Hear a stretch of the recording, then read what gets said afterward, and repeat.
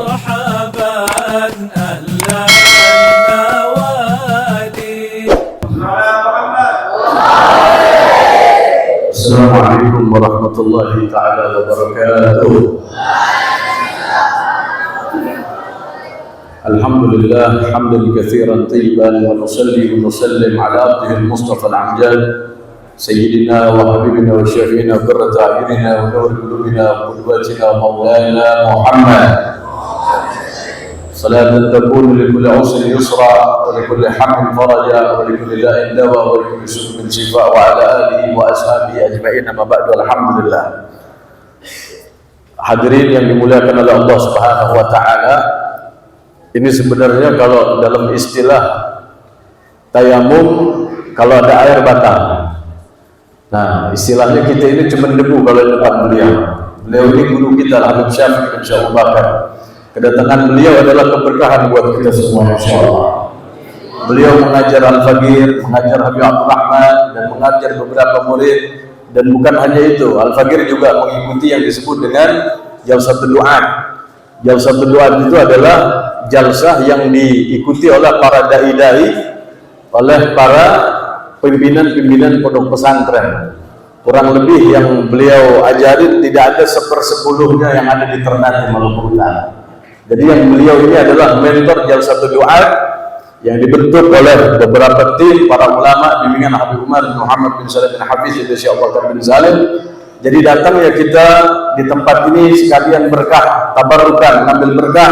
Mudah-mudahan anak cucu kita jadi para ulama. Jadi sekali lagi beliau adalah gurunya para ulama, gurunya para ulama-ulama pondok pesantren, para pimpinan-pimpinan pondok pesantren. Al-Faqir mengikuti rutin alhamdulillah, kecuali dalam uzur di Jalsat Tangerang dan di beberapa tempat alhamdulillah, dan termasuk yang di Jakarta Utara sama Habib Ali bin Syihab. Di situ juga pimpinan daripada NHM masjidnya di situ yang ada di Maluku Utara, atau bikin masjid di sana, Habib Ali bin Syihab dan semuanya suka daripada berdakwah di sana pada saat bulan puasa untuk tahsin tarawih kalau nggak salah. Nah ini jadi gurunya pengusaha-pengusaha juga, salah satu pengusaha yang ada di Maluku Utara. Jadi alhamdulillah, mudah-mudahan duduknya kita di sini betapa berkah insyaallah. Dan daripada malam Selasa biasanya kita baca kitab Khuluquna. Alhamdulillah ini suatu anugerah dari Allah Subhanahu wa taala. Ini karangan daripada guru beliau Habib Umar bin Muhammad bin Salim bin Hafiz Ibn Syekh Abu Bakar bin Salim, dan kebetulan ini sekarang ini malam khataman. Jadi kita khataman kitab Khuluquna, kita minta ijazahnya sama beliau kepada Al-Habib Syafiq, kita minta ijazah buat ini bisa kita amalkan untuk kehidupan kita sehari-hari. Biasanya kita bahas di Pondok Pesantren Darul Falah, malam ini langsung di tempat Haji Tarno, yaitu kepala yayasan, dan kita doakan mudah-mudahan Haji Tarno panjang umur, sehat walafiat, amal jariah yang beliau dapatkan bersama para tim seluruhnya, Haji Zaini dan para Haji Toto dan seluruh para pembesar-pembesar Jawir yang ada di sini, mudah-mudahan jadi amal saleh insyaallah.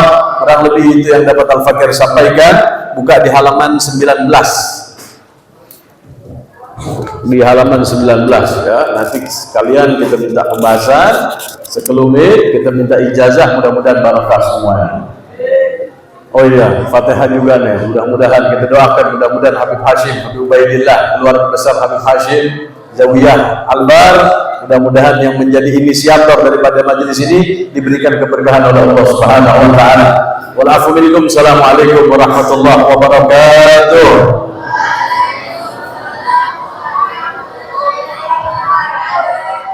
Pada kesempatan kali ini kita ikuti bersama mungkin hasanah nasihat-nasihat agama yang akan disampaikan oleh kita muliakan Ad-Da'i ilallah wa bi arwahana Al-Habib Syafiq bin Ali Ridho bin Syekh Abu Bakar. Kepada beliau dengan penuh hormat kami persilakan. Baik بيقرأ مباشرة. أي ذكي تقرأ أولا ولا تقرأ أولا؟ Bismillahirrahmanirrahim. Alhamdulillah Allahumma shalli wa barik ala sayyidina Muhammad wa ala ali sayyidina Muhammad wa ala al-muallif. حبيب العالم العلام وبلغ الواحد الحبيب محمد بن محمد بن الشيخ محمد بن زاهد وتعالى الله جل وعلا بجلاله عامل رضي الله عنه وعنكم بالانبياء ويردد ويندم كل منا مصارف الوجود ليجملنا صراحه في المكان المناسب ويسكن فيما هو اولى. نعمل النظر وعلم المستقبل لا نقترض بقدرة أو مسلم أو جاه أو عالم أو فلان أو ناصر ولا يحس ولا نتضرر بفقر أو شدة أو ابتلاء أو هزيمة ولا يحس ولا نتضرر بفقر أو شدة أو ابتلاء أو هزيمة على الله وحده اعتمادا إليه استنادنا والعتمة إليه في الرخاء ويعطفنا في الشدة وهو حسبنا ونعم الوكيل. Bismillahirrahmanirrahim. Alhamdulillah wassalatu wassalamu ala sayyidina Rasulillah wa ala alihi wa sahbihi wa mawalah. Nawaitu ta'allum wa ta'lim, tadhakkur wa tazkir wa naf'a wal intifa' wal ifada wal istifada wal hatta tamassuki bi kitabillah wa sunnati Rasulillah wa du'a ila al-huda wa dalala ala al-khair ibtigha wajhillah wa mardatihi wa qurbihi wa tawabihi subhanahu wa ta'ala. Dijelaskan dalam kitab ini, kitab Khuluquna, yang mana ini merupakan sebenarnya adalah mau'izatul hasanah yang disampaikan oleh guru kami Habib Umar bin Muhammad bin Salim bin Hafid hafizahullah wa ra'ah. Cuman ucapan beliau ditulis menjadi kitab. Subhanallah, begini memang keadaan para ulama, para salihin, bahwa ucapan mereka merupakan ilmu yang luar biasa. Lihat, mereka telah menyampaikan satu kalimat tapi hingga saat ini dan tersebar ke berbagai macam penjuru dunia sehingga bisa dipahami dan dipelajari daripada ucapan-ucapan beliau. Teringat daripada ucapan Syekh Muhammad Taufik bin Ramadan Al-Buti, putra daripada Syekh Muhammad Ramadan Al-Buti. Dia berkata, dia bilang, ketahuilah bahwa Habib Umar bin Muhammad bin Salim bin Hafid ini, ucapannya itu adalah yang akan memberikan solusi buat dunia, bukan cuma buat kelompok tertentu tapi seluruh dunia. Kalau mau mendengarkan ucapan beliau, mendengarkan apa yang disampaikan beliau, maka akan memberikan solusi terbaik buat umat. Bahkan kata beliau, saya Syekh Taufik Ramadan Al-Buti ini, itu setiap malam sebelum tidur saya jadikan wirid untuk dengerin kalamnya Habib Umar.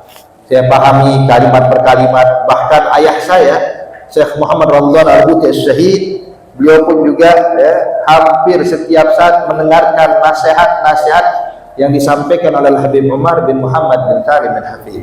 Walhamdulillah, nasihat ini sampai pada antum, yang mana para ulama mengharapkan nasihat beliau. Sekarang kita semua masyarakat Ternate, subhanallah, diizinkan oleh Allah subhanahu wa ta'ala untuk bisa mendengarkan nasihat-nasihat Al-Habib Umar bin Muhammad bin Salim bin Hafid. InsyaAllah akan membawa kebaikan buat kita semuanya.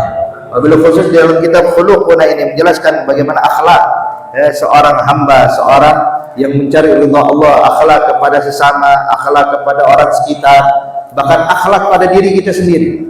Diajarkan sebagaimana Rasulullah sallallahu alaihi wasallam diutus oleh Allah sebagai penyempurna akhlak. Innama bu'ithtu liutammima makarimal akhlak. Saya diutus oleh Allah untuk menyempurnakan akhlak yang sudah mulia, makin sempurna dengan apa yang dibawa oleh Rasulullah. Sebab bagaimana enggak, hadirin, Allah subhanahu wa ta'ala menyatakan di dalam Al-Quran bahwasanya Nabi Muhammad memiliki akhlak yang sangat agung, akhlak yang sangat mulia, hanya milik Nabi Muhammad. Maka oleh karena itu kita bahas sedikit dari apa yang terdapat dalam kitab ini, yang bisa kita pahami bahwasanya di antara akhlak kepada diri kita sendiri adalah nurattib wa nunazzim kullu minna masarif dakhlihi yatma'inna sarfaha fil makan al-munasib. Artinya apa ya ahbab? Hendaknya kita ini, ciri seorang mukmin sejati itu adalah orang yang teratur. Jadi semua yang masuk daripada rezeki yang Allah berikan kepada dia, maka dia bisa mengaturnya, tidak dihambur-hamburkan, tidak diberikan untuk hal yang sia-sia, sehingga setiap yang masuk daripada rezeki Allah kepada dirinya itu diatur sedemikian rupa sehingga ada sebagian ini untuk sedekah, ini untuk memberikan nafkah, ini untuk begini dan begitu, sehingga semua yang keluar bermanfaat buat umat. Makanya kita lihat para aulia ussalihin, mereka adalah orang-orang subhanallah itu begitu detail mengatur keuangannya, keuangan yang masuk diatur, ini waktu buat sedekah, ini buat digunakan buat maslahatul ummah, ini buat keluarga, ini buat itu, subhanallah, sehingga semua yang ada teratur, lari kemana jelas. Tapi kalau kita nggak mengatur ya harta yang masuk, kita nggak punya aturan kayak begini, maka akan habis sia-sia. Makanya jangan dianggap orang yang kaya raya itu adalah orang yang punya harta banyak di dunia lah, belum tentu dia kaya di akhirat. Tapi orang yang kaya raya di akhirat adalah orang-orang yang menggunakan hartanya untuk mendekatkan diri kepada Allah. Ini adalah orang yang paling kaya raya. Makanya dahulu pernah Nabi Muhammad SAW membawa satu ekor kambing, diserahkan pada Siti Aisyah Ummul Mukminin. Dikatakan, ya Aisyah, ini kambing tolong kau sembelih, nanti bagikan buat fuqara masakin. Kata Siti Aisyah, baik ya Rasulullah. Maka diatur, ini kambing disembelih, dibagikan pada fuqara masakin. Coba Siti Aisyah berpikir, Nabi Muhammad kok nggak dapat kambing, nggak dapat daging? Kalau dibagikan semua, Nabi Muhammad makan apa? Akhirnya Siti Aisyah dipilihlah daging yang paling disukai Nabi Muhammad, itu bagian paha kambing. Diambil satu paha, lebihnya disedekahkan. Begitu pulang Rasulullah SAW, makanan dihidangkan. Nabi kaget melihat paha kambing hadirin. Kata Rasulullah, "Mana ya Aisyah?" Dia bilang, "Ya Rasulullah, kambing yang tadi kau perintahkan dibagikan telah saya bagikan, kecuali pahanya saya tinggalkan buat ente. Ini paha buat kau ya Rasulullah." Nabi dengar kayak gini senyum. Kata Rasulullah, "Oh, kalau begitu nanti kambing saya di akhirat pincang," kata Rasulullah. Kenapa? Sebab yang kita makan gak bakal balik di akhirat, tapi yang kita dermakan, yang kita berikan pada fuqara masakin, kepada orang membutuhkan, maka itu bakal dibalas dengan balasan yang luar biasa dari Allah Subhanahu wa taala. Bahkan hadirin hadirat yang dimuliakan Allah Subhanahu wa taala, ini terus terang untuk mengatur uang untuk sedekah, untuk yang lainnya. Ini terus terang banyak di antara kita yang luput akan hal ini. Banyak hal yang luput. Makanya di situ para salihin itu mengatur sedemikian rupa untuk sedekah sekian. Dia sampai udah diatur uang yang dia dapat itu nggak semuanya dimakan. Dia ambil cuma sebagian, lebihnya sedekah. Untuk kepentingan ini, kepentingan itu semuanya dibagikan. Bahkan untuk maslahatul muslimin, untuk membantu fuqara masakin, bahkan untuk membantu para penimba ilmu agama Allah, udah diatur sedemikian rupa. Sehingga subhanallah, dia tanpa sebab sesuatu kalau nggak diatur kurang manfaatnya, tapi sesuatu kalau diatur sedemikian rupa bakal besar manfaatnya. Kayak waktu hadirin, waktu aja kalau kita bisa atur sedemikian rupa manfaatnya besar. Makanya dahulu pernah Al-Habib Muhammad bin Abdullah Al-Haddad, guru daripada Al-Habib Umar, bilang kepada Habib Umar, ya Habib Umar, dia bilang, terus terang kami ini kalau pengen ngerasain keberkahan waktu, kami bakal duduk sama abahnya ente. Abahnya ente ini masya Allah sahib barakatul awqat, orang yang dikasih keberkahan waktu luar biasa. Kata Habib Muhammad Haddad, gimana enggak Habib Muhammad bin Salim bin Hafid dalam sehari itu majelis ini kurang lebih 16 majelis. 16 majelis itu dia yang jadi imam masjid di Masjid Jami. Ini lain lagi, imam masjid 5 waktu dia jadi imamnya. Belum lagi 16 majelis dihadiri, majelis iftah lain lagi, belum waktu ngarang kitab, belum waktunya dakwah, belum duduk sama keluarga. Subhanallah, semua waktunya teratur hadirin. Jadi kami, kata Habib Muhammad Haddad, kalau pengen ngerasain berkah waktu gimana, kami bakal ikutin abahnya ente. Jadi kalau ketarif Habib Muhammad Haddad, nyarinya gurunya nih, Habib Muhammad bin Salim bin Hafid. Ikut dari mulai sebelum subuh sampai maghrib. Itu gak terasa, ya Allah, saya udah hadir 16 majlis tanpa rasa capek, tanpa rasa payah. Sampai saya tanya ke Habib Muhammad Haddad, kepada Habib Muhammad bin Salim bin Hafid, ya Habib, kok bisa saya tidak dapat keberkahan waktu? Memang apa ininya, apa rahasianya? Dia bilang, gal inna barakatul awqat fi tanzimil awqat. keberkahan waktu bakal datang kalau ente bisa mengatur waktu. Ya, ente atur waktu, berkah. Harta juga kalau kita atur, berkah. Semua yang kita lakukan kalau kita teratur bakal berkah, yolah. Maka di sini bentuk akhlak kita kepada diri kita adalah, coba lihat, semua yang masuk itu kita atur. Ya, kita atur. Ada waktunya untuk sedekah, ada waktunya untuk ini. Ya, sehingga kita akan berikan bimakan al-munasib. Ya, bima huwa aula, dan kita bakal menyalurkan harta yang kita miliki ini kepada sesuatu yang sangat penting dibandingkan yang penting lainnya. Yang paling dominan, yang paling harus kita lakukan, itu yang kita lakukan terlebih dahulu. Al-aham, ya, qabla al-muhim, artinya dahulukan yang penting dibandingkan yang penting lainnya. Hakada. Kemudian juga ya ahbab, berikutnya dipesan oleh Al-Habib Muhammad Al-Habib Umar, qal nub'idun nazar wa nu'iddu lil mustaqbal. Kita ini dalam segala sesuatu harus ba'idul nazar, ya, harus jauh pandangan ke depan. Seorang muslim itu nggak boleh melakukan sesuatu apa yang di depan mata kayaknya menguntungkan dilakukan. Nah, lihat efeknya, lihat dampaknya, lihat hasil akhirnya. Makanya kalau kita perhatikan, Bapak, orang-orang yang apa namanya, seperti ahli dunia, pengembang, dalam usaha-usaha mungkin pembangunan, perumahan dan lain-lainnya. Saya sering kasih contoh kepada jamaah. Itu seperti ada di daerah-daerah seperti Jakarta Utara, mungkin daerah Kapuk, mungkin hadirin ya. Ini sedikit gambaran aja. Itu Kapuk saya ingat mungkin waktu saya masih tsanawiyah, masih SMP, itu kumuh. Subhanallah, dibeli sama satu pengembang berpuluh-puluh hektar, bahkan beratus-ratus hektar. Itu dengan harga yang murah. Ya, sampai kita mikir, ini dia beli tanah sebanyak-banyak ini buat apa? Ya, kumuh, ya, kotor, hadirin. Tapi subhanallah, sekarang kita lihat, tanah yang paling mahal sekarang di sana. Bangunan yang paling mewah ada di sana. Kenapa dia bisa berani? Sebab dia memandang sesuatu jauh ke depan. Ya, pandangan dia, ini kalau saya beli sekarang, ya, entar 30 tahun lagi, 50 tahun lagi, ini bakal berhasil, bakal maju. Sehingga dia berani itu melakukan hal tersebut. Dia beli untuk keuntungan kapan? 30 tahun yang akan datang. Mungkin nggak tahu, itu yang beli mungkin udah meninggal kali ya. Cuman bisa dinikmati oleh anak keturunannya. Cuman asyahid di sini hadirin, lihat mereka sukses karena jauh pandangannya ke depan. Nah, kita orang Islam harus jauh dari itu pandangan kita. Pandangan kita, Bapak, bukan 30 tahun ke depan. Pandangan buat kita sukses bukan 100 tahun ke depan, bukan. Tapi abadul abad, abadi selama-lamanya di akhirat. Yang harus kita pikirkan, gimana keselamatan kita di akhirat. Bagaimana keadaan kita nanti di hadapan Allah Subhanahu wa ta'ala. Nub'idun nazar. Kita jauhkan pandangan kita ke depan, kemana? Pandangan kita ke akhirat, hadirin.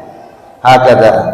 Makanya Allah Subhanahu wa ta'ala nyatakan di dalam Al-Qur'an bahwasanya orang-orang yang beruntung siapa sih? Allah nyatakan dalam Al-Qur'an, kullu nafsin dha'iqatul maut wa innama tuwaffawna ujurakum yawmal qiyamah faman zuhziha 'anil nar wa udkhilal jannah faqad faz wa mal hayatud dunya illa mata'ul ghurur. Allah nyatakan setiap makhluk yang bernyawa pasti akan mengalami kematian. Kemudian wa innama tuwaffawna ujurakum yawmal qiyamah, dan kalian nanti di akhirat bakal mendapatkan ganjaran yang setimpal di hadapan Allah. Kemudian Allah jelaskan siapa orang sukses ya. Orang sukses itu Allah nyatakan waman zuhziha 'anil nar wa udkhilal jannah faqad faz. Orang yang terbebas dari api neraka Allah, dimasukkan ke dalam surga Allah, maka inilah orang yang sukses. Orang yang beruntung, orang yang hebat. Ini makanya kita diajarkan pandangan kita itu jauh ke depan. Ya. Makanya pernah diartikan pengertian daripada taqwa oleh Sayyidina Ali bin Abi Thalib. Mungkin sering kita mendengar kalimat taqwa, artinya imtithal awamirillah wa sinabun nawahi, sebagaimana disampaikan oleh Imam Al-Ghazali. Adapun Imam Sayyidina Ali bin Abi Thalib mengartikan taqwa lebih dari itu. Dikatakan dinyatakan pengertian taqwa inda Sayyidina Ali bin Abi Thalib adalah al-iktifa bil jalil, khauf minal jalil, takut daripada Allah, khauf minal jalil. Kemudian wa amila bitanzil, mengamalkan apa yang diturunkan Allah, yakni Al-Qur'an. Wa iktafa bil jalil, merasa cukup dengan apa yang sedikit. Wasti'dad li yaumir rahil, dan mempersiapkan diri untuk menghadapi kematian. Jadi pandangannya jauh ke depan. Nah, kita jangan sampai umat Islam pandangan kita cuma sekian tahun, 2 tahun, 3 tahun ke depan lah, jauh terus. Dan terus terang di dalam kehidupan dunia ini, fitnah yang terjadi di muka bumi ini banyak dari kita ini ke bawah arus, hadirin. Daripada fitnah yang terjadi, semua yang ada di dunia ini fitnah. Kekayaan, masalah politik, masalah harta, masalah ekonomi, kemudian berbagai macam segala hal yang ada di dunia fitnah, ujian dari Allah. Nah, terkadang kita ke bawah arus. Kenapa? Sebab kurang jauhnya pandangan kita ke depan. Makanya banyak orang masuk terbawa dalam fitnah karena 2 hal. Al-Habib Umar pernah bilang banyak orang terjerumus kepada fitnah karena 2 perkara. Apa itu? La ya'riful waqi', nggak tahu apa yang sedang terjadi, cuma ikut-ikutan. Banyak kita ini banyak ikut-ikutan. Wah, di situ ramai, ayo ikut juga. Padahal nggak tahu apa yang sedang terjadi, hadir. La ya'riful waqi'. Kemudian la ya'rif awaqibul umur. Yang kedua, dia nggak tahu dampaknya. Sehingga dia ikut. Tapi kalau orang yang pandangan jauh ke depan, aman. Dia bakal nggak ke bawah arus, tetap mantap pada posisinya.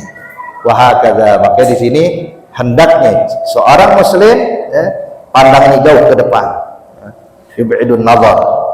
Kemudian juga mempersiapkan dirinya untuk menghadapi hari yang akan datang. Hari yang akan datang kapan? Nah, akhirat. Hari yang akan datang bukan besok, bukan lusa, tapi ntar biyaumil qiyamah. Makanya hadirin hadirat yang dimuliakan Allah Subhanahu wa taala, hakikatnya hari raya, hakikatnya yaumul id itu bukan Idul Fitri, Idul Adha, hari kebahagiaan bagi umat Islam lah. Ada Idul Akbar, ada Id yang lebih besar dari itu. Kapan? Id yang lebih besar dari itu adalah Id ketika kita meninggal dalam keadaan husnul khatimah. Ketika kita mengucapkan la ilaha illallah, meninggal dunia, ada Id loh. Ini lebaran bagi dia. Ternyata ada lagi yang lebih besar, ada lagi yang lebih besar. Kapan? Kata Al-Habib Umar, Id yang paling besar saat nanti kita berdiri di hadapan Allah. Fiyomin, di hari yang mana tidak ada pengadilan Allah, tidak ada pembantu, penterjemah dan lain-lainnya. Sebagaimana disebutkan di dalam hadis, ma minkum illa sayukallimuhu rabbuh laisa bainahu wa bainahu turjuman. Allah nyatakan, Nabi nyatakan, nanti manusia saat dibangkitkan di hadapan Allah dalam pengadilan Allah Subhanahu wa taala, yang mana kita semua bakal berdiri di hadapan Allah. Laisa bainahu wa bainahu turjuman. Tidak ada penterjemah, tidak ada pembela, tidak ada pengacara, hanya kita dengan Allah Subhanahu wa taala. Al-Habib Umar bilang, hari raya yang paling besar saat kita berdiri di hadapan Allah, kemudian Allah berkata kepada kita, ya abdi, udkhulil jannah bi rahmati. Hambaku, silahkan masuk surga karena rahmatku, kata Allah. Ini Id sesungguhnya, hadirin. Maka kita persiapkan untuk itu. Persiapkan untuk mendapatkan seruan dari Allah, ya abdi udkhulil jannah bi rahmati. Insyaallah kita semua bakal dimasukkan surganya Allah Subhanahu wa taala. Ada pandangan harus jauh ke depan, mempersiapkan untuk hari yang akan datang. Kemudian juga dinyatakan jangan sampai kita tertipu, jangan sampai kita tertipu dengan apa? Dengan pujian, kehormatan, maqam, kedudukan. Ada kedudukan dan lain-lainnya cuma ujian dari Allah Subhanahu wa taala buat kita. Jadi tidak ada dalam kehidupan dunia ini kebaikan begitu aja lah, semuanya ujian. Bahkan al-manqabah, kemudian mansabah, kedudukan, dihormatin orang, dimuliakan orang. Ya Allah, ada dulu Al-Imam Malik bin Dinar, sebagaimana disebutkan dalam kitab Ihya Ulumuddin. Al-Imam Malik bin Dinar radhiyallahu ta'ala anhu arbah, dia bilang waktu duduk di masjid, dia bilang, wallahi demi Allah, kalau seandainya kita lagi duduk, tahu-tahu ada orang berdiri di pintu masjid, berteriak mengatakan, hei orang yang paling jahat, yang paling buruk, cepetan keluar dari masjid. Maka terus terang saya yakin nggak ada orang yang bisa menyaingi saya untuk keluar. Saya orang pertama keluar katanya. Kalau ada bisa nyusul saya, karena larinya doang yang cepat, tapi sebabnya saya duluan keluar. Kenapa? Sebab saya sadar saya bukan orang baik. Saya sadar bukan orang yang bagus. Saya sadar saya banyak salah, banyak dosa, banyak kesalahan. Maka hal ini hadirin disampaikan kepada Abdullah ibn al-Mubarak. Ibn al-Mubarak waktu dengar kayak gitu tersenyum. Wagal bihada sara malikun malika. Sebab inilah Imam Malik jadi Imam Malik bin Dinar, ulama besar. Karena apa? Karena kebersihan hatinya, kebersihan jiwanya. Ya ahbab, terus terang kita berharap bisa dekat dengan Allah Subhanahu wa taala, bukan dengan fisik kita, ini hati kita. Tempat Allah memandang dan menilai kita. Innallaha la yanzur ila ajsamikum wala ila suwarikum walakin yanzur ila qulubikum wa niyatikum. Allah tidak pandang kita dari postur tubuh, dari pakaian, enggak. Tapi dinilai sama Allah ini hati kita dan apa yang kita niatkan. Makanya Allah Subhanahu wa taala nyatakan dalam Al-Qur'an, qad aflaha man zakkaha wa qad khaba man dassaha. Sungguh beruntung orang yang bisa mensucikan batinnya, mensucikan hatinya, mensucikan ruhnya, dan sungguh merugi orang-orang yang membiarkan hatinya kotor. Dan Allah Subhanahu wa taala nyatakan juga di dalam Al-Qur'an, nanti di hari kiamat Allah nyatakan yauma la yanfa'u malun wala banun illa man atallaha biqalbin salim, kecuali orang yang datang membawa hati yang selamat. Makanya di sini hadirin diingatkan jangan sampai kita tertipu dengan magdirah, kemudian kemudian juga mansabah. Makanya kita lihat bagaimana Nabi besar Muhammad sallallahu alaihi wasallam, bagaimana akhlak beliau. Beliau baginda besar Rasulullah, dia itu adalah orang yang paling tawadhu, padahal orang yang paling mulia di sisi Allah. Adalah orang yang paling mulia tapi orang paling tawadhu, paling rendah diri. Itu sampai disebutkan Rasulullah sallallahu alaihi wasallam rela makan dengan orang yang terkena penyakit kusta. Yang mana orang merasa risih, menjauh sama Rasulullah dan berpiring, ayo duduk bareng sama saya, makan bareng sama saya, kata Rasulullah.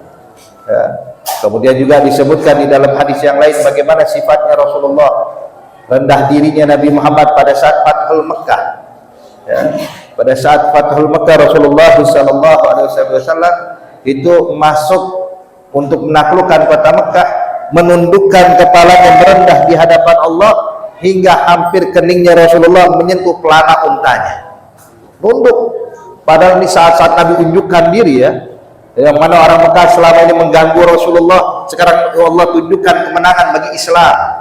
Tapi lihat bagaimana Rasulullah waktu masuk ke dalam kota Mekah dengan penuh tawadhu, dengan penuh kerendahan hati Rasulullah. Dan subhanallah sifat ini diturunkan kepada sahabat-sahabatnya, kepada para tabi'in, kepada ahli bait tahirin, kepada ulama ul-amirin, yang mana mereka ini memiliki sifat tawadhu sebagaimana dengan apa yang dimiliki Rasulullah. Tidak tertipu dengan pujian dan lain-lainnya. Ada pernah pada saat Fathu Baitul Maqdis, di masa Sayyidina Umar ibn al-Khattab radhiyallahu ta'ala anhu ardah. Saat itu Sayyidina Umar mengutus Sayyidina Khalid ibn al-Walid untuk menaklukkan Baitul Maqdis. Subhanallah, kemenangan diberikan Allah buat umat Islam. Maka pendeta-pendeta Yahudi yang ada di Palestina kali itu, mereka minta kepada Khalid ibn al-Walid, ya Khalid, tolong, ini tempat adalah tempat yang kita sama-sama memuliakan. Sebagaimana umat Islam memuliakan ini, kami bangsa Yahudi juga memuliakan tempat ini.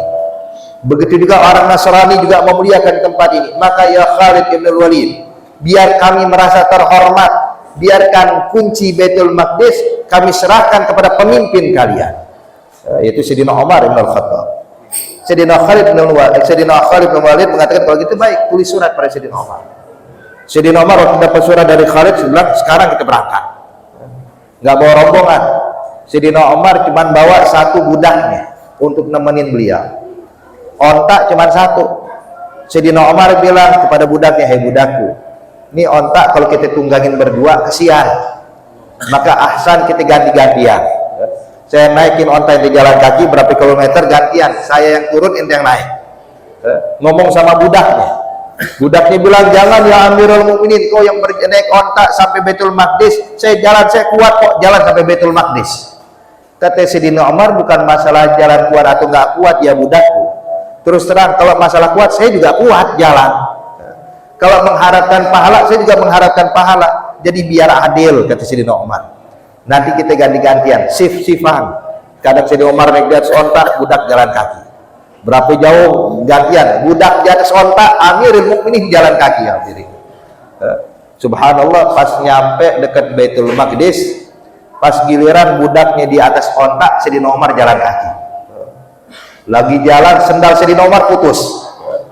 Sehingga jalan kaki nggak pakai sandal masuk ke daerah Baitul Maqdis. Sayyidina Khalid ibn Walid nggak kayak begini, kaget, langsung buru-buru dijemput Sayyidina Umar, dibawa ke tendanya, ke kemah Sayyidina Khalid sebelum bertemu dengan pendeta-pendeta Yahudi. Dia bilang, ya Amirul Mukminin, ini saat yang bersejarah, mereka bakal menyerahkan kunci Baitul Maqdis, maka ya Amirul Mukminin, kita pengen Islam terlihat indah di mata mereka. Jadi tolong ya Amirul Mukminin, baju yang kau kenakan ini tanggalkan, saya berikan baju yang baru. Kenapa? Baju Sayyidina Umar tambelan. Saya khawatir jangan-jangan ntar pendeta Yahudi bakal mengejek Islam, ya Islam miskin, fakir, nggak punya harta. Sayyidina Umar waktu dengar ucapan Khalid bilang, ya marhaba, lepas baju yang lama pakai baju yang baru.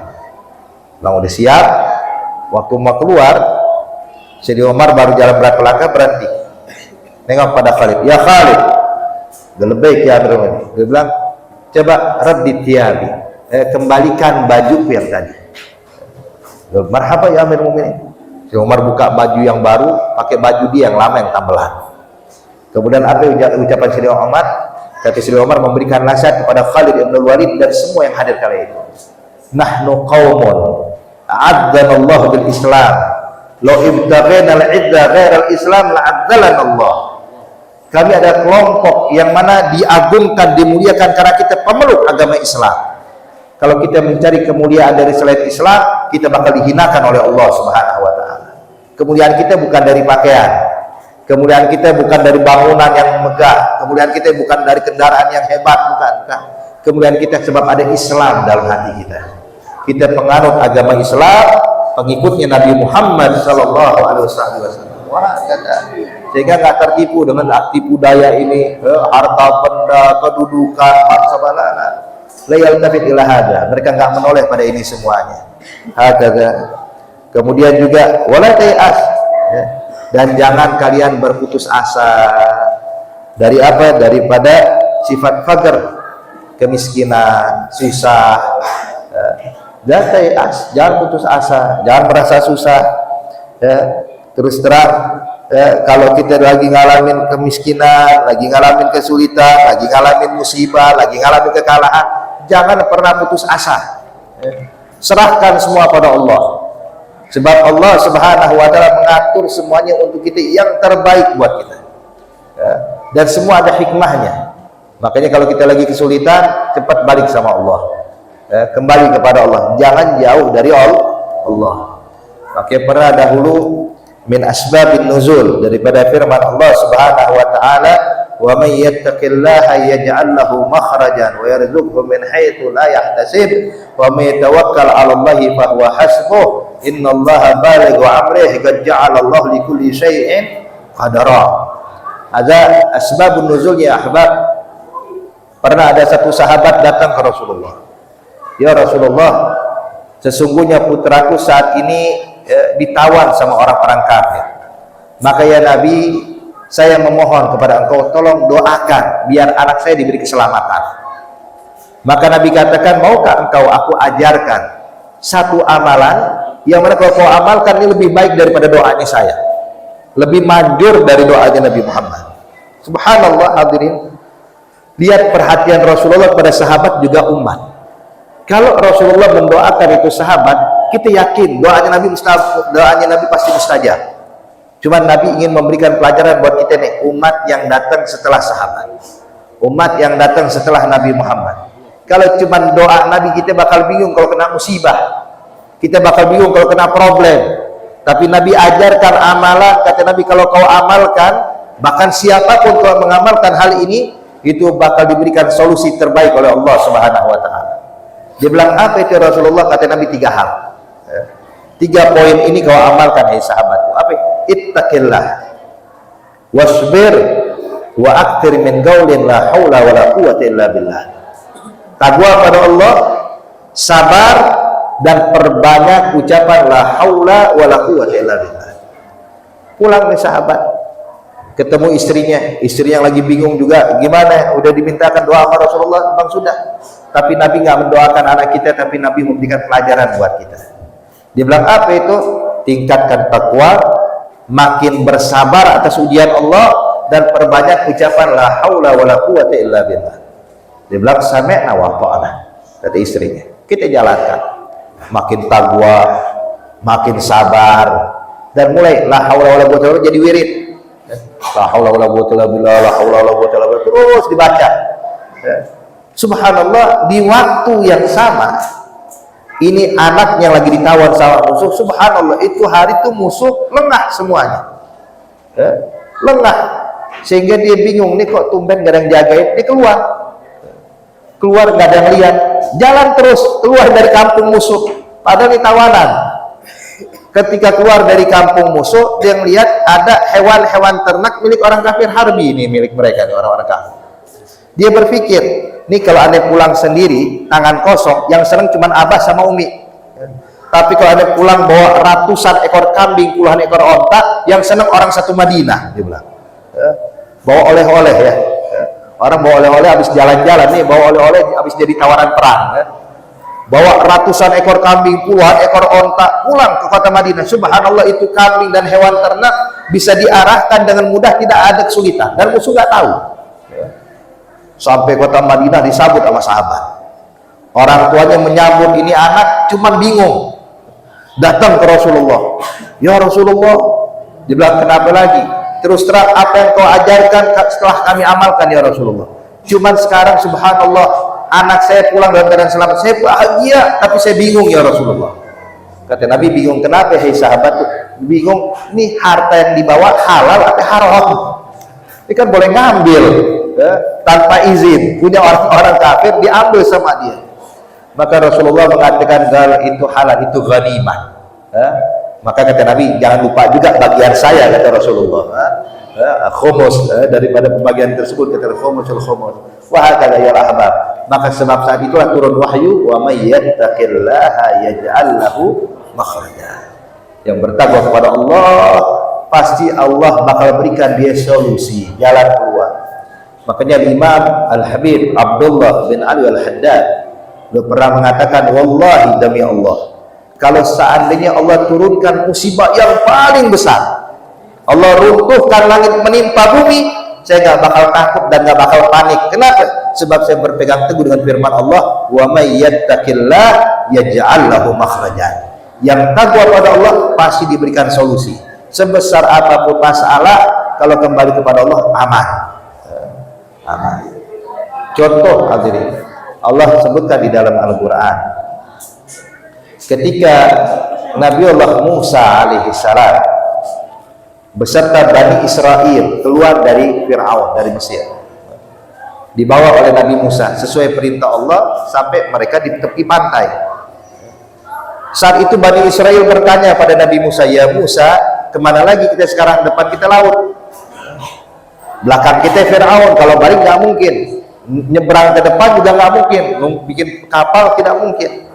Kata Nabi Musa, kita tunggu perintah Allah berikutnya. Saya cuma diperintahkan ke arah sini, ketemu loh, ya kita tunggu, kita serahkan pada Allah. Sampai akhirnya nunggu Bani Israel. Hari pertama masih tenang, hari kedua mulai panik, mulai datang pikiran, ini kalau Fir'aun ngejar kita gimana? Kalau Fir'aun nyusul kita, habis kita. Hari makin panik. Subhanallah, Fir'aun begitu sadar Bani Israel nggak ada, mengerahkan pasukan bala tentaranya, kurang lebih ada 40.000 pasukan bersenjata lengkap untuk membantai Bani Israel. Dikejar Sampai akhirnya Fir'aun dengan bala tentara menemui itu Bani Israel lagi di tepi pantai, dan Bani Israel melihat pasukan Fir'aun di atas bukit. Makanya Allah nyatakan dalam Al-Quran, falamma tara'al jama'an, ketika dua kelompok saling pandang, Fir'aun melihat Bani Israel melihat pasukan Fir'aun. Maka apa jawaban mereka? Qala ashabu Musa, maka pengikut Nabi Musa ini Bani Israel, inna lamudrakun, kita bakal disusul, kita bakal dibantai oleh Fir'aun, kita habis sudah, kita bakal binasa. Panik semuanya. Ya, ibaratnya kematian depan mata. Tapi buat orang yang punya yakin pada Allah, yang bersandarnya hanya kepada Allah, maka Nabi Musa mengatakan, kalla inna ma'i rabbi sayahdin. Kalau saya enggak, saya punya Tuhan Allah yang bakal berikan petunjuk buat saya. Tenang, makalah tayas. Apapun kesulitan kita kembali kepada Allah, sehingga pada saat terdesak itu Allah bakal berikan solusi buat Nabi Musa dan Bani Israel. Allah perintahkan Nabi Musa untuk memukulkan tongkatnya ke laut. Ya. Maka laut pun terbelah dilalui oleh Nabi Musa bersama Bani Israel. Fir'aun pun ditenggelamkan beserta bala tentaranya. So, lihat syahid di sini ahbab, kesulitan apapun yang dihadapi oleh kita, kembalikan semua kepada Allah. Ya. Bersandar pada Allah, la tayas. Jangan putus asa. Allah yang melihat kita, Allah yang memperhatikan kita, kembali kepada Allah, ketuk pintu Allah Subhanahu wa ta'ala. Nah, maka kita yakin setiap orang yang mengetuk pintu Allah Subhanahu wa ta'ala akan dibukakan oleh Allah Subhanahu wa ta'ala. Maka di sini adalah Habib Umar menyatakan hanya kepada Allah lah kita i'timaduna, kita bersandar kembali kepada Allah Subhanahu wa ta'ala. Kemudian nata'araf ilaih fi raha wa ya'rifna fi syiddah, kita bakal mengenalkan diri kita kepada Allah dalam keadaan senang bahagia. Jadi kalau pengen dekat dengan Allah bukan nunggu susah dulu, hadirin. Ini dari sekarang Allah kasih kita sehat, kita beramal baik, taat kepada Allah. Lagi punya harta, dekatkan diri kita kepada Allah. Lagi dalam keadaan punya waktu lapang, dekatkan diri kepada Allah. Ya'rifka fi syiddah, maka Allah bakal mengenali kita pada saat kita dalam keadaan sulit. Wa huwa hasbuna wa ni'mal wakil. Allahumma ya mufaddah lil khair wa anhum alaih wa fiqna lil khair wa inna alaih. Rabbana atina fid dunya hasanah wa fil akhirati hasanah wa qina adzabannar. Rabbana ighfir lana dzunubana wa israfana fi amrina wa thabbit aqdamana wa ansurna 'alal qawmil kafirin. Wa sallallahu ala sayyidina Muhammad wa sallallahu wa sallama ala atinal akhlaq wa habibil khalaq wa ala alihi wa sahbihi wa tabi'i ajma'in. Alhamdulillahi rabbil alamin. Ya akhi, in sahat hadhihi al-ijazah ajaztukum bima ajazana wa shaykhana al-karam fa sallallahu alaihi wa sallam ma ajazana sadil walid al-habib Umar bin Muhammad bin Salim bin Hafiz fi qira'i kutub salaf wa fi azkar wa awrad salafina salihin, khususan ma yuntasib ila al-habib Umar. In sahat hadhihi al-ijazah faqad ajaztukum. Al-Fatihah wa ibadah wa mu'minun wa inna rahman wa wa iyyakum bi rabbatan yanham sayyidina Muhammad maula bilal wa anna Allah ta'ala yuridu wa iyyakum fi ittiba'il ibtida' nabiyina Muhammad. Anna Allah ta'ala yaj'al yata bi niyyati al-habib Umar wa amalan bi amali wa qasdan fi qasdihi wa ihsana fi zumrati wa idkhalna fi da'iratihi ala hadhihi wa kullu niyatin salihah wa ila hadratin Nabi Muhammadin sallallahu alaihi wasallam. Al-Fatihah.